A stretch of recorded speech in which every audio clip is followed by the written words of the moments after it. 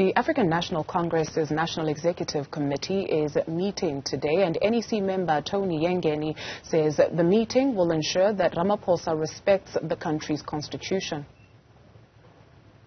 Is expected to convene this afternoon, get a report from the officials, discuss the matter that will be presented to us, and come to certain conclusions. And I think that in that regard, some of us will be insisting that the president must not only uphold the rule of law and the constitution, but he must respect the law and the constitution of the republic.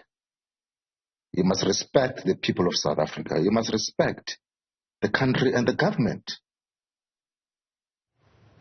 Let's get you more reaction on the Phala Phala matter. We're now joined by the African Transformation President, Mr. Vuyolwethu Zungula. And this moment, by and large, is attributed to the African Transformation Movement, something that the spokesperson of the presidency described as an unprecedented and extraordinary moment. Indeed. Look, firstly, as the ATM and members of parliament, we did what we are constitutionally required to do, which is to hold the executive accountable. The second thing is that, yes, this moment, it is as a result of the actions of the president. Now, it is the president that decided to stash millions of dollars on his farm, did not report it, concealed the investigation, did not follow the law. So if there's anyone that needs to take accountability for the state that we're in, it is the president. If the president had acted in accordance to the law, would not be where we are currently, would not be sitting where people are creating some sort of constitutional crisis. There's no constitutional crisis. The only crisis we have, it is a person that has been found by the panel that there's prima facie evidence of him committing wrong. That person is refusing to resign so that he does not influence and manipulate the processes. Let's talk about the way forward then, because on Tuesday, the 6th of December, you will be sitting as members of Parliament. How will that process play itself out? On Tuesday, what's going to happen is that the report will be debated by the members of Parliament. Immediately after the debate, the report will be voted on.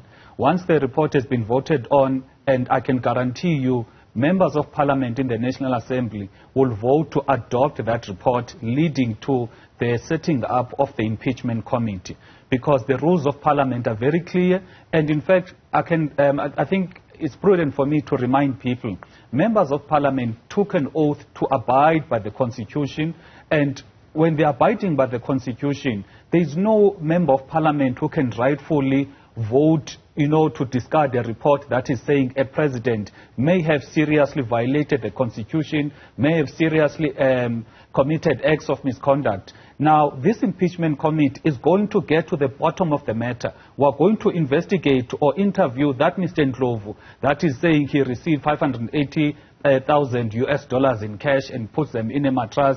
We're going to investigate the farm manager. We're going to interview each and every person that is involved so that South Africans can have clarity, because that is something that the president has refused to do. He's refused to take the nation into his confidence about the origins of that currency. Why was it there? Why was it not banked? So Parliament is going to assist him.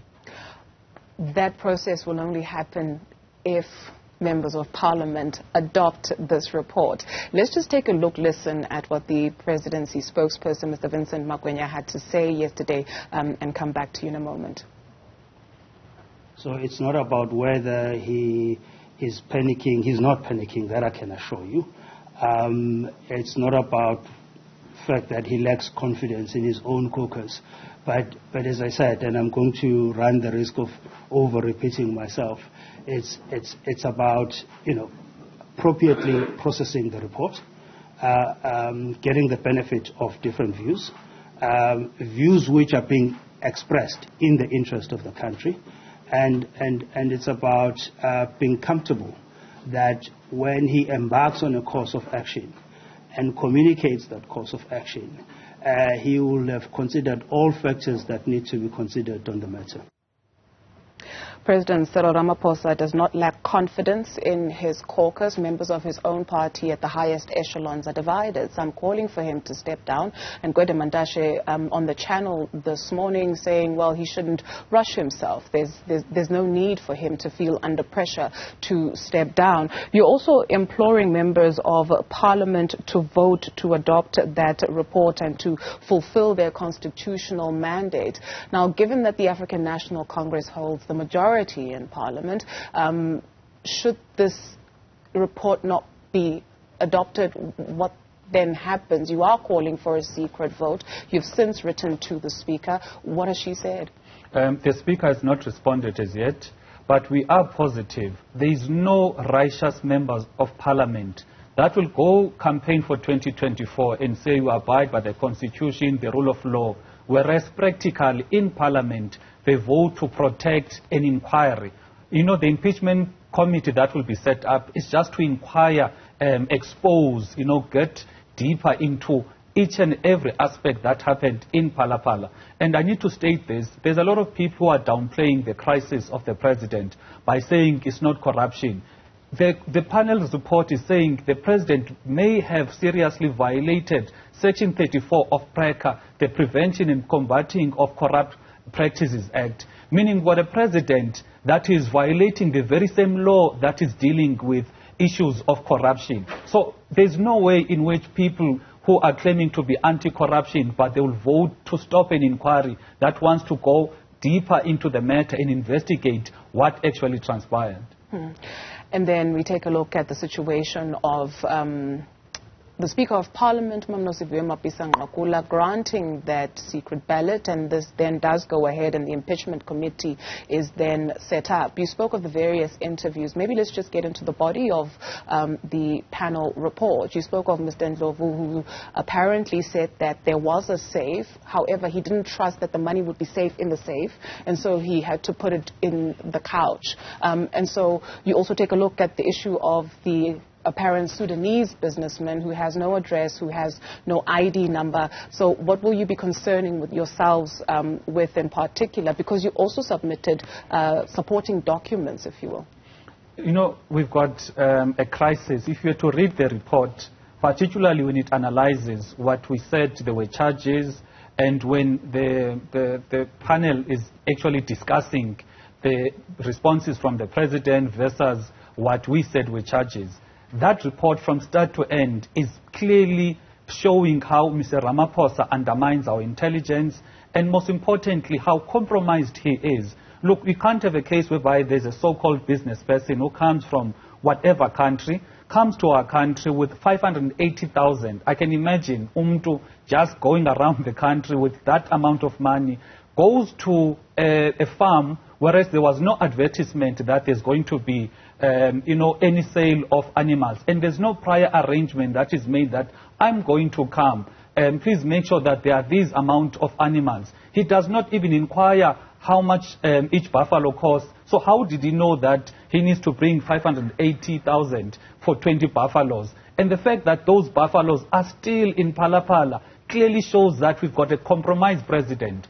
And if I were the president, or if I was his advisor, I would advise him to simply resign and allow the process to continue so that it does not manipulate, it does not influence. He's been a person that is campaigning on the ticket of integrity, moral standing. So this is the true test whether he's a man of his word or he's actually the same like all other people who speak left but walk right.